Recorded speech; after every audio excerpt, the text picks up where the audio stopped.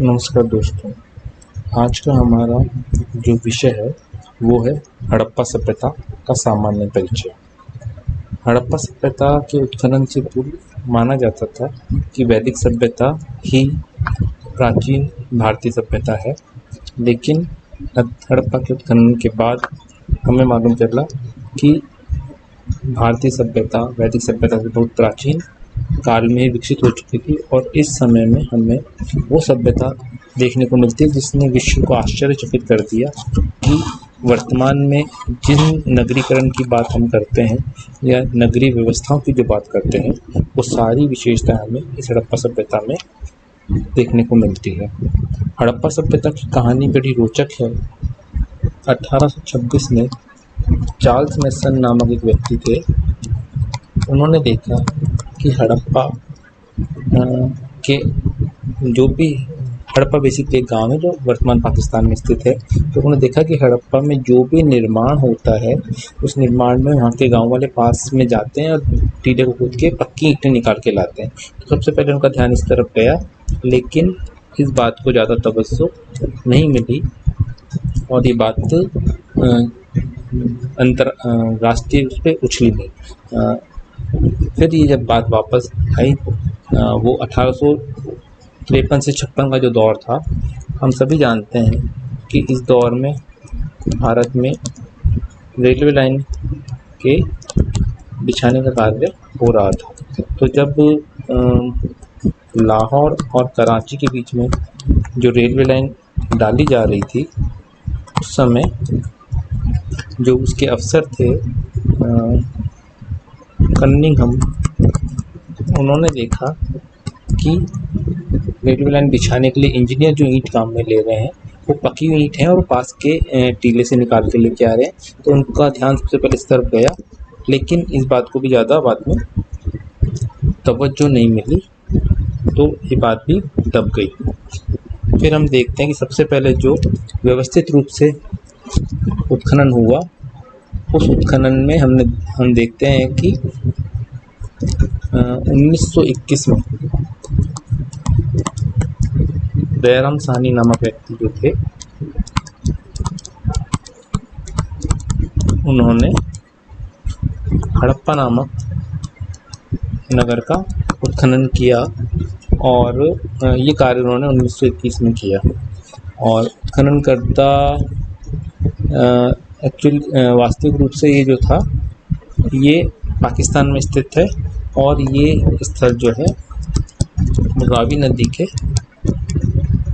दाएं ओर स्थित है। इसके बाद में अगले ही साल 1922 में राखलदास बनर्जी के द्वारा हड़प्पा के पास में ही मोहनजोदड़ो नामक नगर का उत्खनन किया गया और उस उत्खनन में भी उन्होंने बहुत बड़ी मात्रा में एक सामग्री उनको मिली और ये पूरा जो एरिया था इसको सील कर दिया गया और अब इस पर व्यवस्थित रूप से उत्खनन का कार्य शुरू किया गया। इसके बाद 1925 में अर्नेस्ट मैके ने चुनतड़ो नामक स्थान पर उत्खनन का कार्य किया। ये जो स्थान था ये मोहनजोदड़ो से 80 मील की दूरी पर था।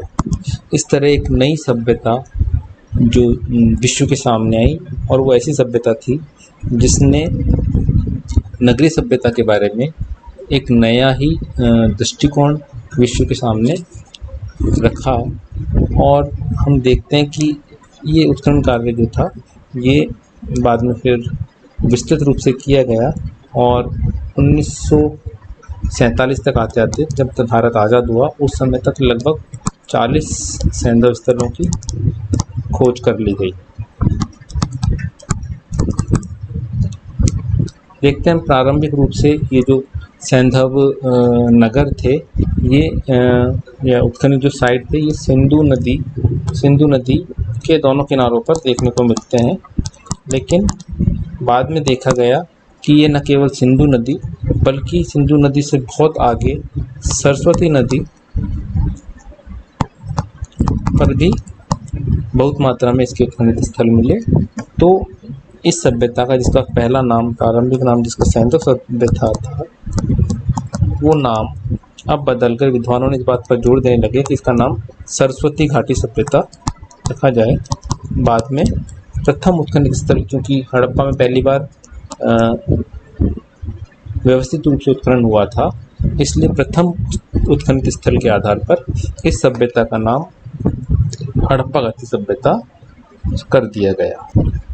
अब हम हड़प्पा सभ्यता के विस्तार की बात करें तो हड़प्पा सभ्यता पाकिस्तान में, भारत में और अफगानिस्तान में इसका विस्तार मिलता है।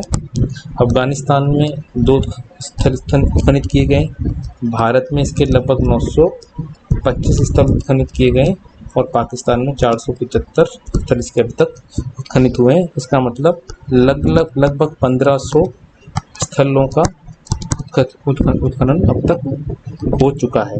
और इस उत्खनित स्थलों के आधार पर माना जाता है कि ये सभ्यता जो है वो अफगानिस्तान से लेके भारत में आलमगीरपुर तक या उत्तर प्रदेश तक विस्तृत थी। तो अगर हम इस सभ्यता को देखते हैं तो इस सभ्यता का विस्तार यदि हम देखते हैं तो उत्तर में सभ्यता का विस्तार है कश्मीर में मांडा नामक स्थान से लेके, और दक्षिण में ये महाराष्ट्र में दायमाबाद तक इसका विस्तार देखने को मिलता है। इसी तरह इसका पूर्व में विस्तार जो है वो आलमगीरपुर, जो कि हिंडन नदी के किनारे पर स्थित है और आधुनिक उत्तर प्रदेश में यह स्थित है, यहाँ तक माना जाता है। और पूर्व में इसका विस्तार जो है वो सुत्कगेनडोर जो है बलूचिस्तान में स्थित है, यहाँ तक माना जाता है। तो हम देखते हैं कि ये जो अगर इस सभ्यता को देखें तो ये इस तरह से इसका विस्तार है, मतलब इसकी ये जो पूर्व से पश्चिम तक है वो चौड़ाई ज़्यादा है और उत्तर से दक्षिण तक चौड़ाई जो उससे वो थोड़ी कम है।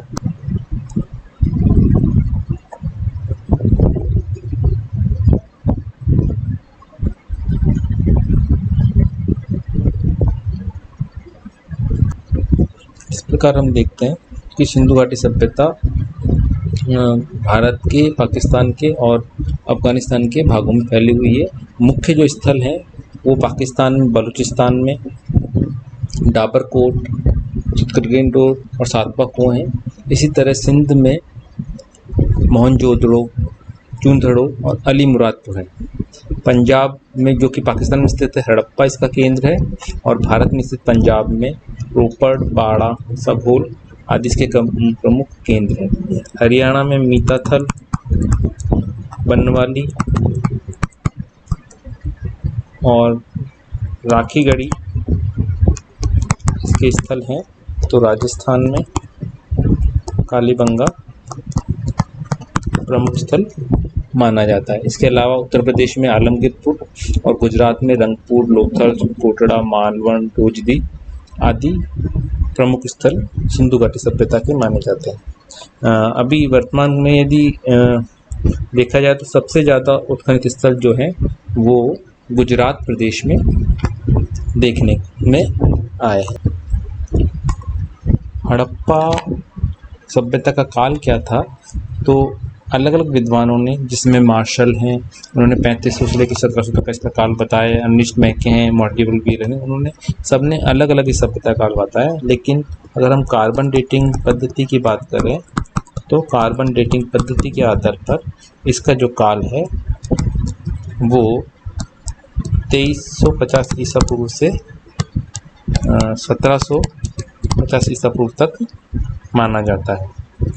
और इस काल में भी इसका चरम काल जो है वो थोड़ा सा अलग है और पतन काल वो कुछ अलग है। अब बात करें हम सिंधु घाटी सभ्यता की मुख्य विशेषताओं की, तो सिंधु घाटी सभ्यता जिस विशेषता के लिए जाना जाती है वो है इसका नगर नियोजन और दूसरा है जल निकास प्रणाली। तो अब हम बात करते हैं सिंधु घाटी सभ्यता के नगर नियोजन की। तो सिंधु घाटी सभ्यता में जो भी ज़्यादातर जो साइट्स मिले हैं, उन साइट्स में दो भागों में वो बांटा हुआ है। जो इसका जो पश्चिमी टीला है वो थोड़ा सा ऊंचा है, और जो पूर्वी टीला है वो पश्चिमी टीले से थोड़ा नीचा है लेकिन एक बड़ा है। और ये जो पूर्वी टीला है वो दुर्ग क्षेत्र कहलाता है, और ये जो है सामान्य नगर है। ऐसा हम मानते हैं कि जो पश्चिमी टीला है उसमें विशिष्ट लोग, चाहे वो शासक वर्ग हो, चाहे वो सामंत वर्ग हो, या फिर पुजारी वर्ग हो, वो इस दुर्ग क्षेत्र में रहता था। और बाकी जो सामान्य जनता है वो सामान्य नगर में इसमें रहा करती थी। ये जो सामान्य नगर है, ये दुर्ग क्षेत्र जो है वो सामान्य नगर से थोड़ा सा ऊंचा, जैसा कि हमने यहाँ पे बताया है, मिलता है।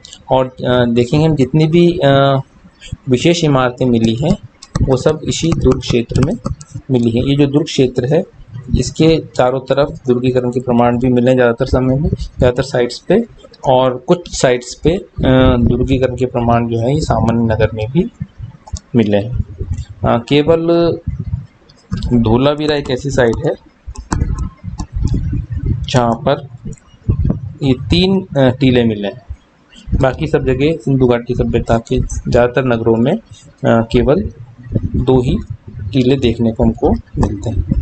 अब हम बात करते हैं कि सिंधु घाटी सभ्यता जिस चीज़ के लिए मुख्य रूप से फेमस है वो है नगर नियोजन। तो यहाँ पर जो नगर है वो बड़ा ही नियोजित रूप से हम वर्तमान में जयपुर या अमृतसर चंडीगढ़ को देखते हैं, उस तरह से ये जो सिंधु घाटी सभ्यता का नगर था ये बहुत ही व्यवस्थित रूप से बना हुआ था। हम बात करें अगर, तो इसका नगर में जो मुख्य सड़क थी, मोहनजोदड़ो की हम बात करते हैं, उसकी मुख्य सड़क जो थी इसकी लंबाई, इसकी चौड़ाई लगभग 9 मीटर थी, और ये उत्तर से दक्षिण की तरफ थी।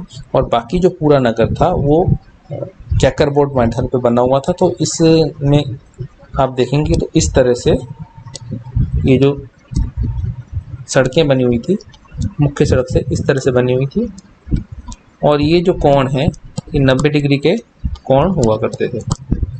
तो इस तरह से हम देखेंगे कि पूरा जो नगर है वो एक बहुत ही व्यवस्थित रूप से बना हुआ था। और इन सड़कों के बीच में फिर यूँ गलियाँ थीं, और जो मकान बने हुए थे उनके दरवाजे इन गलियों में ही खुलते थे। जितने भी मकान बने हुए हैं उनके दरवाजे इन गलियों में ही खुला करते थे। किसी भी दरवाजे जो हैं वो इस मुख्य सड़क पे दरवाजे नहीं खुले, दरवाजे और खिड़कियां सब इन गलियों में ही खुले हुए हैं।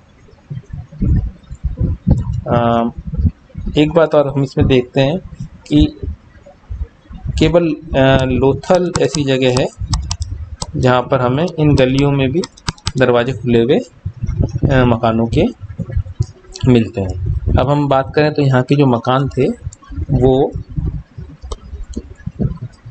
सिंधु घाटी सभ्यता के जो इसके जो मकान है वो 2 मंजिला भी हैं, और सभी मकान लगभग एक पैटर्न पे बने। तो इस उदाहरण के लिए देखने समझने के लिए हम देखते हैं कि जैसे मान लीजिए ये एक मकान है, तो इस मकान का निर्माण कैसे हुआ है। तो प्रत्येक मकान में 4-5 कमरे होते थे। कई मकान जो है वो 2 मंजिला भी मिले। तो देखते हैं जैसे ये गली में से घुसने का रास्ता है, तो इसके सामने एक दीवार होती थी। ये दीवार जो है ये पर्दे का काम करती थी। इस दीवार के बाद में यहाँ से जाके और यूँ यहाँ पर बीच में एक लगभग हर घर में ये जो एक है चौक मिला है, जो अपेक्षाकृत इससे थोड़ा नीचा होता था। इस चौक में यहाँ पे कुआं, और यहाँ पर स्नानागार, और यहाँ पर रसोई घर, इस तरह से मिले हैं। और बाकी ये जो है ये रूम से कमरे बने हुए हैं। लगभग 4-5 कमरे का मकान होगा। जिन मकानों में डबल मंजिली है वहाँ पर यहाँ पर सीढ़ियाँ मिली हैं। और लगभग यही जो पैटर्न है ये सिंधु घाटी सभ्यता के सब मकानों का होता था।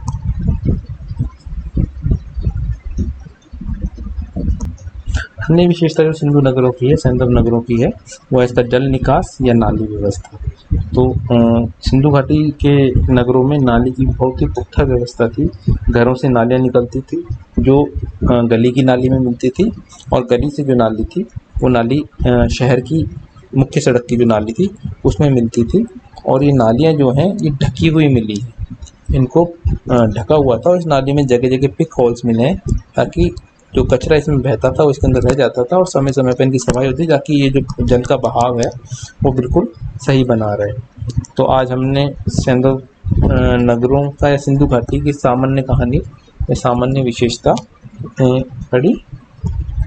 कल अब हम इसके बाकी साइट्स की और बाकी की विशेषताओं की बात करेंगे। धन्यवाद।